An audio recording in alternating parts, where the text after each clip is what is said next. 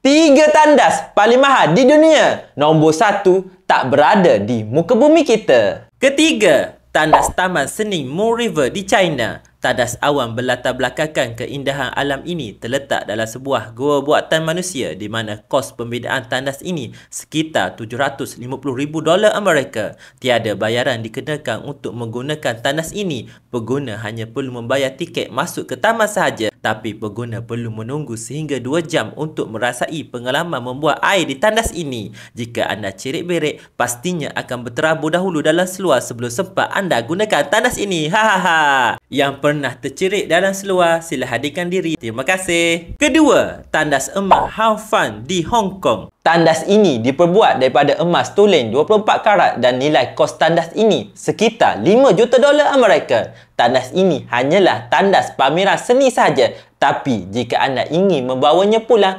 harganya bergantung kepada harga emas semasa. Pertama, tandas di ISS. Tandas paling mahal di dunia bukanlah terletak di muka bumi, sebaliknya berada di angkasa lepas, iaitu di stesen angkasa antarabangsa atau ISS. Dengan harga lebih $19 juta Amerika, tandas ini adalah tandas termahal yang pernah dibuat dalam sejarah tandas.